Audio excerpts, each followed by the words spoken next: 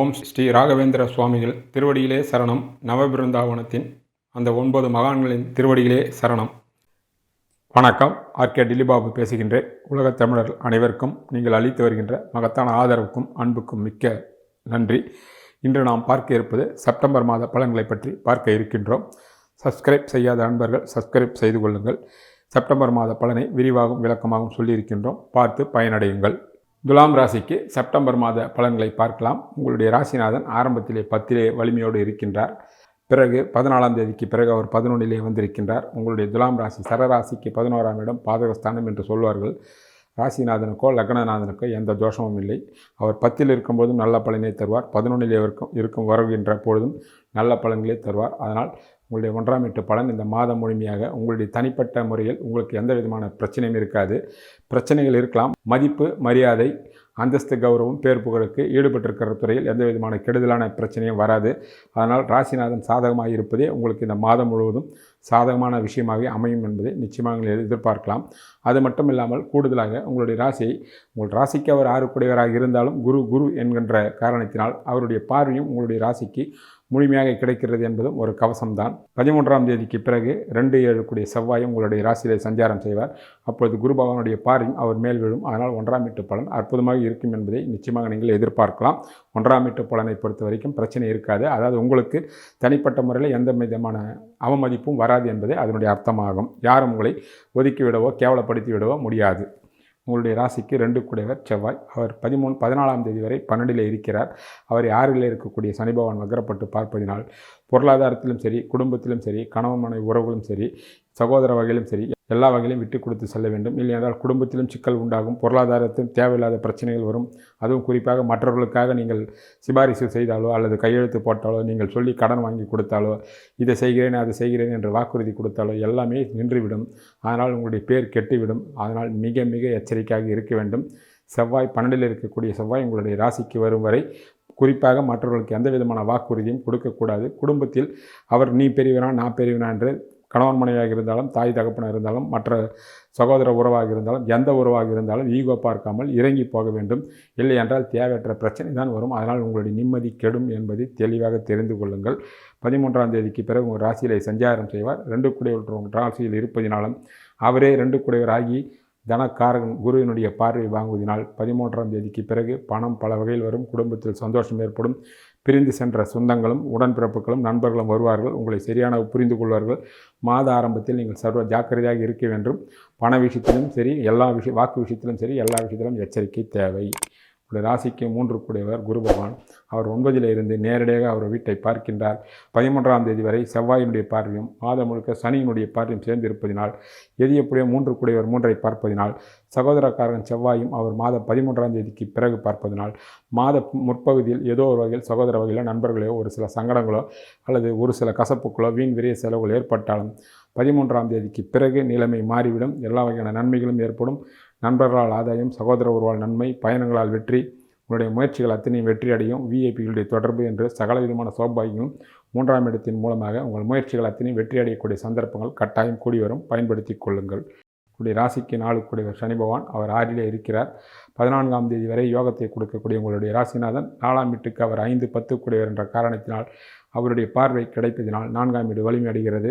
ஆனால் உடல் ஆரோக்கியம், உள்ளாரோக்கியம், வீடு வண்டி வாசல் வாங்குவது, விற்பது, தாய் நலம், தாயார் மூலமாக அதிர்ஷ்டங்கள், படிக்கின்ற மாணவ மாணவிக்கு கல்வியில் தெளிவு என்ற சகல விதமான சௌபாகியங்களும் நன்மைகளும் கட்டாயம் உண்டாகும். அதே வேளையில் 4ஆம் வீட்டு அதிபதி 6 இருந்து செவ்வாயினுடைய பார்வை வாங்குவதனால் தசாபுத்தி சரியில்லாதவர்களுக்கு எல்லா வகையிலும் உடல் நலம், மனநலம், வீடு வண்டி வாசல் வாகனம் சம்மந்தப்பட்டது 4ஆம் வீட்டு விஷயங்கள் அத்தனையுமே தசாபுத்தி சரியில்லாதவர்களுக்கு 13ஆம் தேதி வரை ஏதோ ஒரு வகையில் கெடுதல்கள் வரலாம். குறிப்பாக தாய்மார்களுக்கு உடல்நலை பாதிக்கப்படலாம். அவருடைய உடல்நலத்தில் கூடுதலான கவனம் தேவை. தசாபுத்தி சரியில்லாதவர்களுக்கு சரியானவர்களுக்கு அத்தனையும் சுபவிரையுமே சுப செலவே ஆகும். உங்களுடைய ராசிக்கு 5 கூடியவர் சனி பகவான். அவர் 6 இருக்கிறார். 5 ராகு இருக்கிறார். அதை ராகு கேது ஒரு சம்பந்தம். அதாவது 5 ராகு இருக்கிறார். 11 இருக்கக்கூடிய கேதும் ஆரம்பத்திலே சூரியனும் பார்க்கிறார்கள். 5ஆம் வீட்டிற்கு குரு பகவானுடைய பார்வை கிடைப்பதினால் 5ஆம் வீடு வலிமை அடைகிறது. 5ஆம் வீட்டு அதிபதி 6 இருந்தாலும் அவரும் குருவினுடைய வீட்டில் இருப்பதினால் உங்கள் கனவுகளும் திட்டங்களும் ஆசைகளும் நிறைவேற ஆரம்பிக்கும். பிள்ளைகளுடைய வாழ்வில் வளங்களும் வசந்தங்களும் உண்டாகும். 1000 தான் இருந்தாலும் 5ஆம் வீட்டு அதிபதி 6லே இருப்பதினால் கடன்களும் ஏற்படலாம். அந்த கடன் குறிப்பாக பிள்ளைகளுடைய வாழ்வை நோக்கி வளர்ச்சியை நோக்கி அந்த கடன் அமையும். அது அவரவர் குழந்தைகளுடைய வயதையும் ஈடுபட்டிருக்கின்ற துறைக்கும் ஏற்றாற்போல் அந்த கடன்கள் அமையும் என்பது தெளிவு. சொந்த ஜாதகத்தில் யோகமான தசாபுத்தி நடப்பவர்களுக்கு பிள்ளைகள் மிகப்பெரிய அதிர்ஷ்டமும் யோகமும் ஈடுபட்டிருக்கின்ற துறையில் சாதனை பண்ணக்கூடிய வாய்ப்புகளும் உண்டாகும். குறிப்பாக வெளியூர்களுக்கும் வெளிநாடுகளுக்கும் சென்று அங்கே சாதனையோ தொழிலோ படிப்போ வேலையோ ஏதோ ஒரு வகையில் சாதனை படைக்கக்கூடிய வாய்ப்புகள் உருவாகலாம் என்பதும் தெளிவு. உங்களுடைய ராசிக்கு 6 குரு பகவான் அவர் 9ல் இருந்து உங்களுடைய ராசியை பார்க்கிறார்.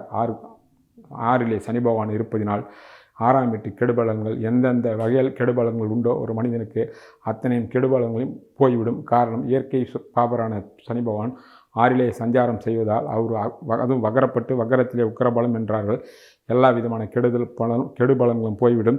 இருந்தாலும் ஆரம்பத்தில் 13ஆம் தேதி வரை செவ்வாயினுடைய பார்வையை அவர் வாங்குவதனால் சகோதர வகையிலும் கணவன் மனைவி வகையிலும் ஒரு சில தேவையற்ற வீண் வெறிய செலவுகள் வரலாம். அல்லது தற்காலிகமாக குடும்பத்தை விட்டு பிரியக்கூடிய சூழ்நிலைகள் வேலை காரணமாக தொழில் காரணமாக ஏதோ ஒரு காரணத்துக்காக அப்படிப்பட்ட வாய்ப்புகளும் வரலாம்.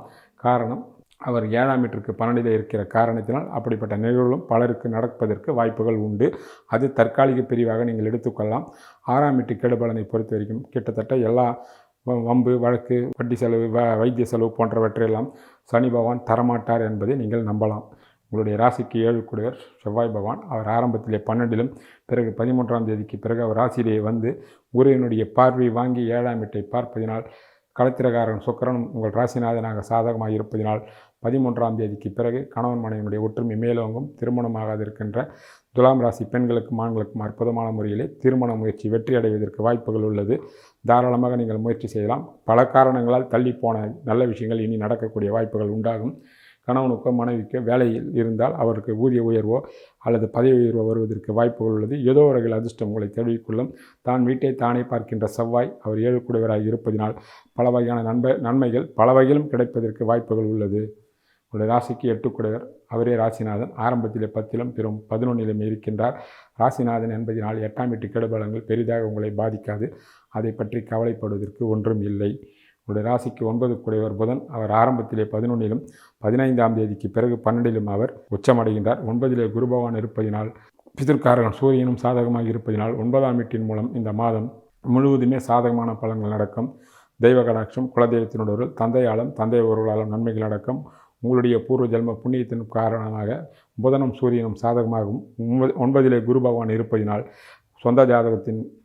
சொந்த ஜாதகத்தினுடைய அடிப்படையிலும் தெய்வ கடாட்சத்தின் மூலமாகவும் நிச்சயமாக தனப்பிராப்தி உட்பட பலவிதமான நன்மைகள் ஏற்படும். பலருக்கு தான தர்மங்கள் செய்யக்கூடிய வாய்ப்புகளும் புனித நதிகள் நீராடக்கூடிய வாய்ப்புகளும் குறிப்பாக உங்களுடைய முன்னோர்கள் மூலமாக சொத்து வருவதற்கு வாய்ப்பு. அப்படி முன்னோர்கள் மூலமாக சொத்து வராதவர்களுக்கு உங்களுடைய சுய சம்பாத்தியத்தின் மூலமாக நீங்கள் சாதனை படைக்கக்கூடிய வாய்ப்புகள் 9ஆம் வீட்டின் மூலமாக சாதகமாக அமைகின்றது. சரியான முறையில் நீங்கள் பயன்படுத்தி கொள்ளலாம். மொத்தத்தில் ஒரு வார்த்தையில் சொல்வதென்றால் பணம் வருவதற்கு அதிகமான வாய்ப்பு அல்லது புகழ் வருவதற்கு வாய்ப்பு சரியான முறையில் பயன்படுத்தி கொள்ளலாம். உங்களுடைய ராசிக்கு 10 கூடியவர் சந்திரன் அவர் 4 கிரகம் ராசிநாதனே 10லே இருப்பதினால் தொழில் அற்புதமாக இருக்கும். அவர் 11க்கு வந்தாலும் 10ஆம் வீட்டை வைத்து பார்க்கும்போது சாதகமாக கிரகங்கள் இருப்பதினால் தொழில் அதிபர்களுக்கும் சரி பணியில் இருப்பவர்களுக்கும் சரி சாதகமான பலன்கள். பலர் வெளியூர்களுக்கும் வெளிநாடுகளுக்கும் செல்லக்கூடிய வாய்ப்புகள் தொழிலதிபர்களுக்கு உருவாகும். பணியில் இருப்பவர்களுக்கு இடமாற்றங்கள் உருவாவதற்கு வாய்ப்புகள் உள்ளது. ஒரு சிலருக்கு பதவி உயர்வுகள் வருவதற்கும் வாய்ப்புகள் உள்ளது. 10ஆம் வீட்டின் மூலமாக பலர் தனது வாழ்க்கை தரத்தை உயர்த்தி கொள்வதற்கும் வாய்ப்புகள் உள்ளது. ஒரு ராசிக்கு 11 கூடிய சூரியன் 16ஆம் தேதி வரை அவர் 11லே ஆட்சி பெற்று இருக்கின்றார். உடன் ராகுகேது புதன் இருப்பதினால் சாதகமே. எடுத்த காரியத்தில் வெற்றி.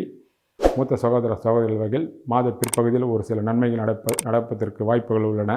நீதிமன்றங்களில் யாருக்காவது வழக்குகள் இருந்தால் உங்களுக்கு சாதகமான தீர்ப்பு வரவோ, ஒரு சிலருக்கு முதல் திருமணம் விவாகரத்தாகி 2ஆம் திருமணத்திற்கு முயற்சி செய்கின்றவர்கள் 11ல் இருக்கக்கூடிய கேது 2ஆம் திருமணத்தை வெற்றிகரமாக முடிப்பதற்கு வாய்ப்புகளும் உள்ளது. அப்படிப்பட்டவர்கள் அந்த முயற்சியை செய்யலாம். உங்களுடைய ராசிக்கு 12 கூடியவர் புதனே அவர் ஆரம்பத்தில் 11லும் பிறகு அவர் 12லே உச்சமடைகிறார். சனியினுடைய பார்வை வாங்குவதனால் செலவுகளெல்லாம் உங்களுக்கு வீண் வெறிய செலவுகள் ஆகாது. காரணம் இவர் 9 கூடியவர் அவர் 5 கூடியவர் என்பதனால் ஆகக்கூடிய செலவுகள் அத்தனையும் குடும்பத்திற்காகவும் எதிர்கால நலனுக்காகவும் பிள்ளைகள் வகையிலே இருக்கும்.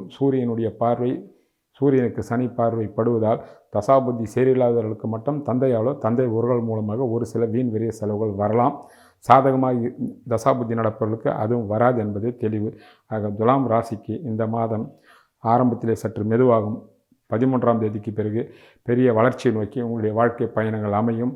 முழு முயற்சியோடு முழு உழைப்போடு நீங்கள் சரியான முறையில் பயன்படுத்தி கொண்டு வெற்றி கனியை பறிக்கலாம். இந்த மாதத்திற்குண்டான தெய்வ வழிபாட்டினை பார்ப்போம். சனிக்கிழமை தோறும் ஆஞ்சநேயர் சுவாமியை சென்று தரிசனம் செய்யுங்கள். ராமமந்திரம் 108 தடவையோ அல்லது 108 தடவை சொன்னாலும் சரி, எழுதினாலும் சரி, நல்ல பலன்கள் உண்டு. முடிந்தவர்கள் சுந்தரகாண்டம் பாராயணம், கந்தசஷ்டி கவசத்தை பாராயணம், விஷ்ணு சகஸ்ரநாமத்தை படிக்க தெரியாதவர்கள் அது சமஸ்கிருதத்தில் இருக்கும். அதனால் அதை நீங்கள் ஆடியோவாக கேளுங்கள். அதற்குண்டான எல்லா விதமான சகல விதமான சௌபாகியங்களும் கட்டாயம் ஏற்படும். முடிந்தவர்கள் அருகாமையில் உள்ள ஏதாவது ஒரு கோயிலுக்கு சென்று நெய் தீபம் காலையோ மாலையோ ஏற்றி வாருங்கள். வெளிநாட்டில் உள்ள தமிழர்களும் மேலே கண்ட பரிகாரத்தையே தெய்வ வழிபாட்டினை பயன்படுத்தி கொள்ளலாம். நன்றி, வணக்கம்.